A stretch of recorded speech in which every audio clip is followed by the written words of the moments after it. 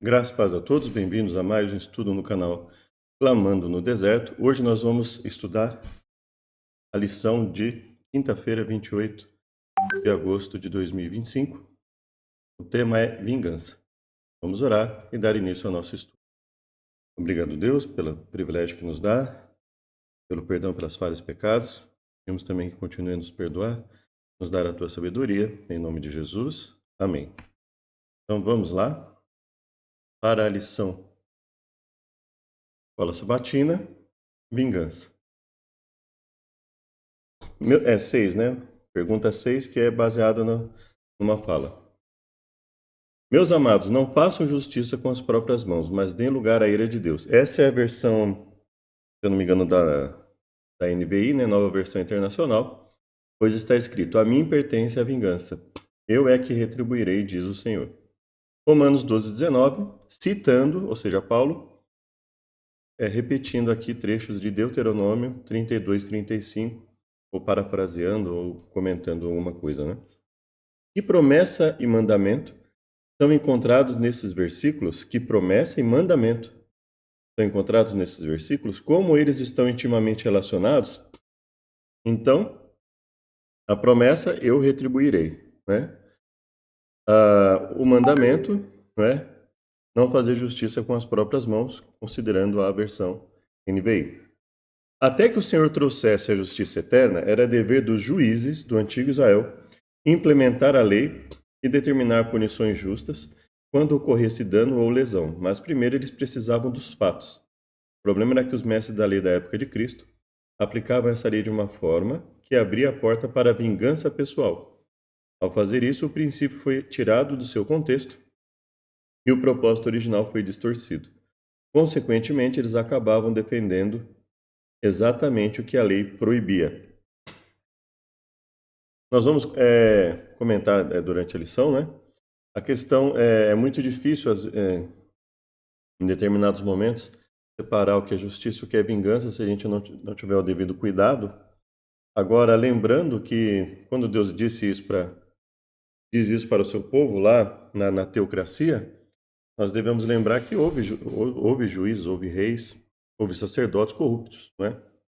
Então, obviamente, eles iam decidir em favor do que eles achassem melhor. Então, existe um problema muito grande nisso aí.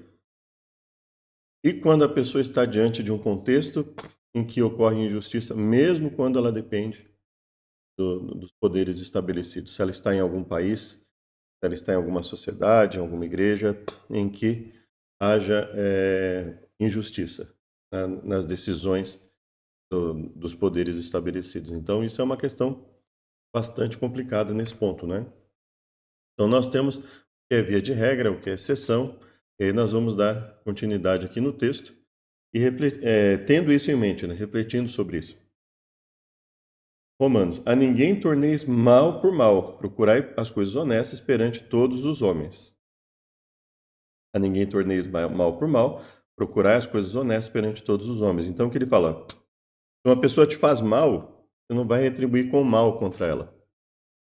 Não é? Então, só para dar um exemplo bem, alguém bate no seu filho, você não vai lá bater no filho da pessoa, por exemplo, você não vai tornar mal por mal, nesse sentido, né?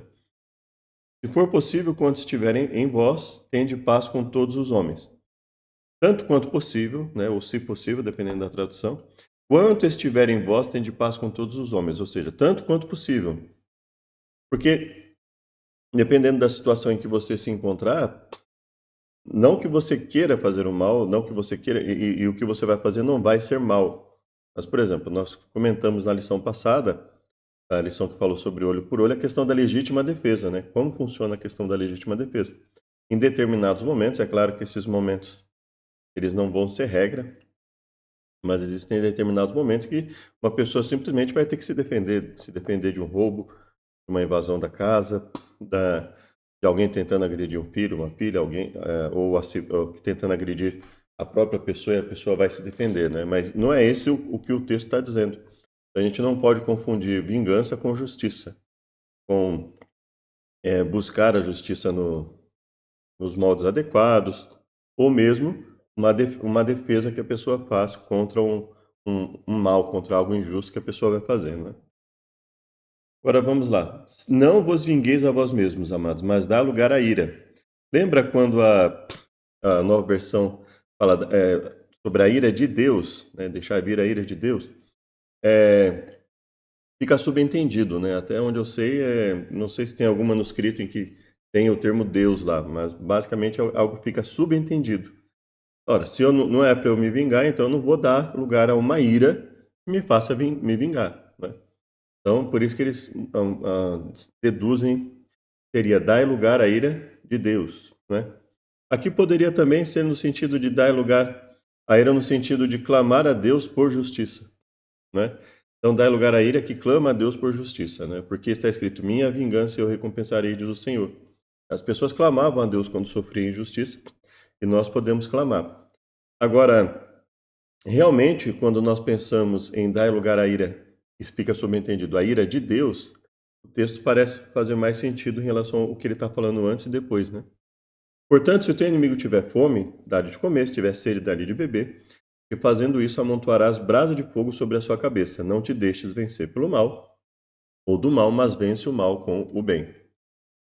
Importante ter em mente que essa questão de auxiliar o inimigo também já era determinada no chamado Antigo Testamento, né? Na lei que Deus estabeleceu para Moisés ali, né? De fazer o bem ao inimigo. Se visse o animal do inimigo perdido, você iria ajudar. Se o seu inimigo precisasse de alguma coisa, você iria tratá-lo bem.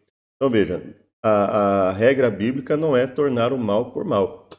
Quando a Bíblia às vezes fala de um contexto de guerra, ou um contexto de fazer justiça, no sentido de punição, ela não está falando, portanto, em vingança, ela está falando basicamente em justiça, né? Algo estabelecido por Deus e algo estabelecido para punir determinadas condutas, assim como nós temos hoje a prisão, assim como nós temos hoje punições administrativas, punição civil, etc, né?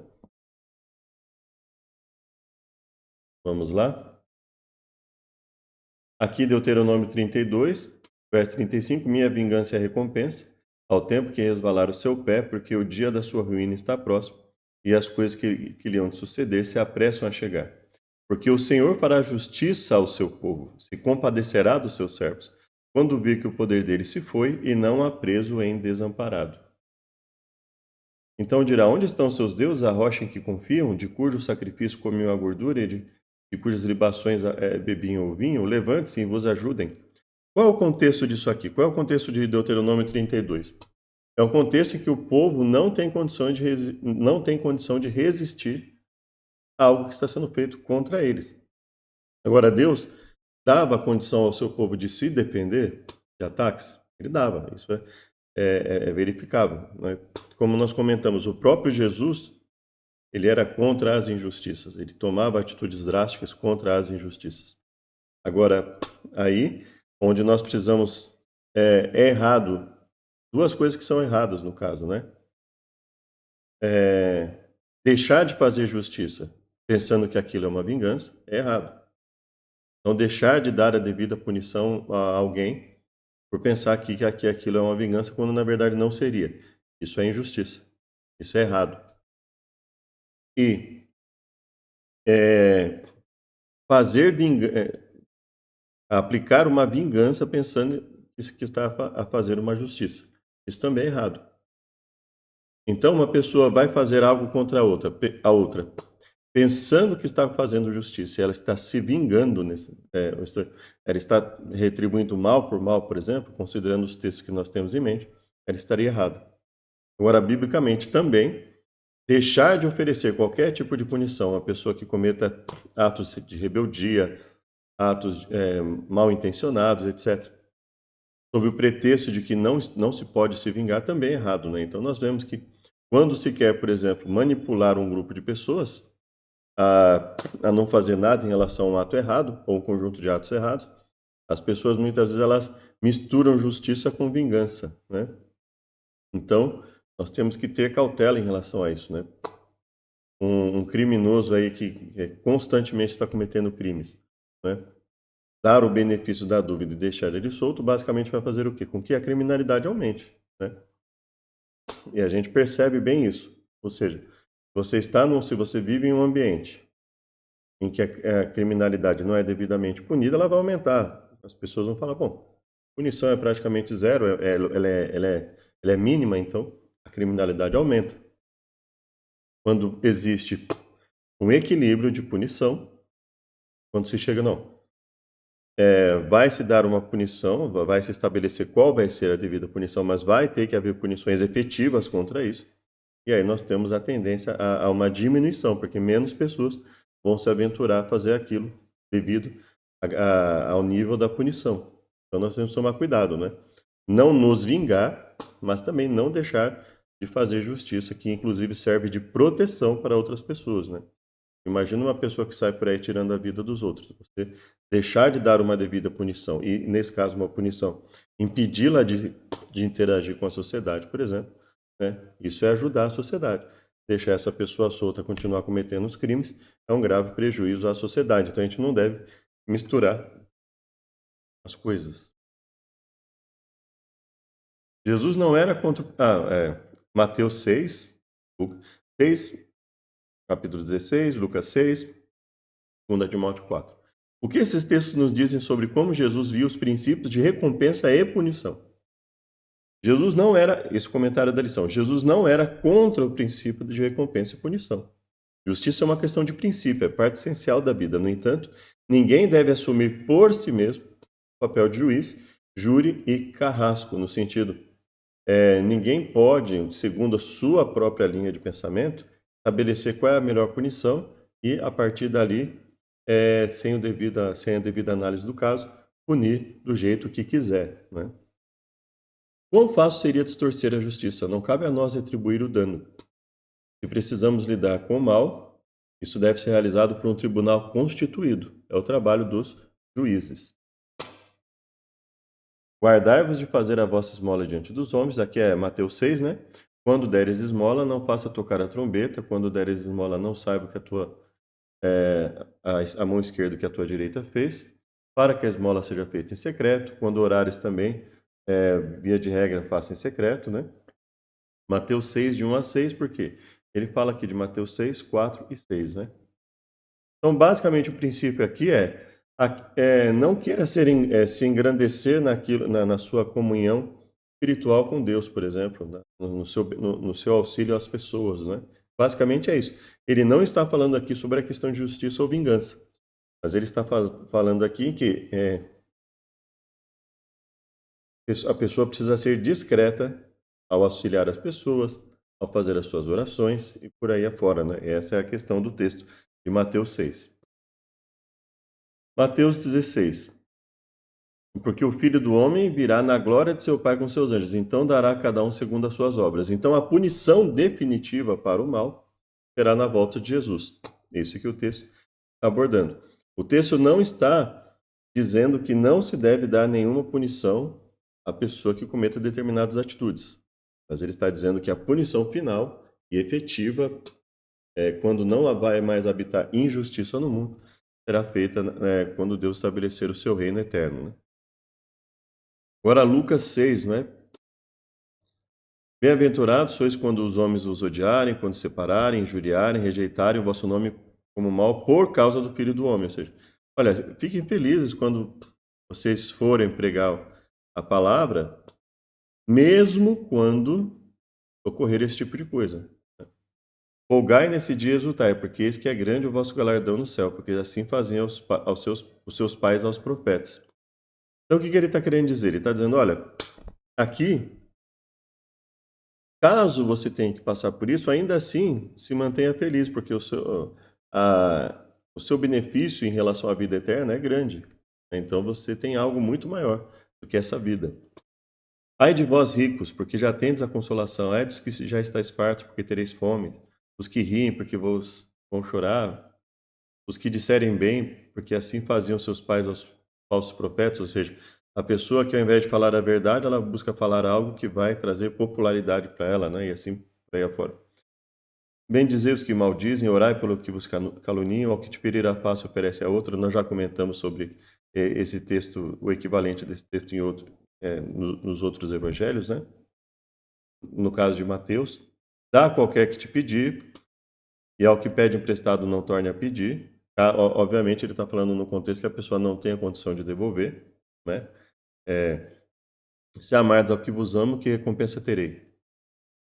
Fizerdes bem só aos que fazem o bem, que recompensa tereis? Ou seja, por que que não ajudam? Por que que vai deixar de ajudar as pessoas quando elas não são exatamente como nós, né? No sentido de se ajudar, né? Então, ou seja, a intenção aqui do texto é tentar incentivar ao máximo essas pessoas a virem para um lado de auxiliar uns aos outros, né? E se prestardes àqueles de quem esperais tornar a receber, que recompensa tereis? Amais vossos inimigos, fazei bem, emprestai, sem nada esperardes. Então, esse é o sentido do emprestar e não pegar, é, e não pegar de volta. Sem necessariamente a intenção, né? Então, uma pessoa está precisando de uma ajuda, você vai lá e ajuda, sem necessariamente esperar a devolução.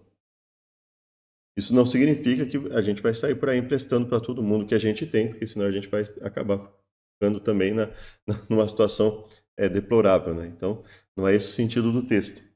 Sede, pois, misericordiosos, como também o vosso Pai é misericordioso. Esse geralmente é o equivalente que é colocado em relação a Mateus 5,48, né? Nesse contexto, com o comentário da lição, Jesus diz que devemos ser perfeitos como o Pai. Como podemos ser perfeitos como o próprio Deus? Aqui, obviamente, quando a Bíblia fala como é perfeito, é da mesma forma que nós temos, por exemplo, quando Deus fala agora, o homem é como um de nós, conhecendo o bem e o mal. Quando ele fala que ele nos fez a sua imagem e semelhança.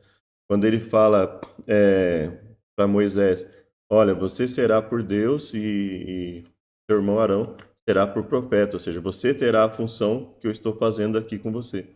Então, quando a Bíblia fala ser como Deus, muitas vezes ela não está falando no sentido de igualdade, ela está falando no sentido de semelhança dado o nível de cada um. Então, obviamente, Adão e Eva não tinham conhecimento do bem e do mal no mesmo nível que Deus, mas a semelhança, com uma certa semelhança de Deus. Assim como Moisés não se tornou Deus. O que Deus está falando, você vai fazer a minha função e o seu irmão vai fazer a que você faria. Ou seja, nós vamos fazer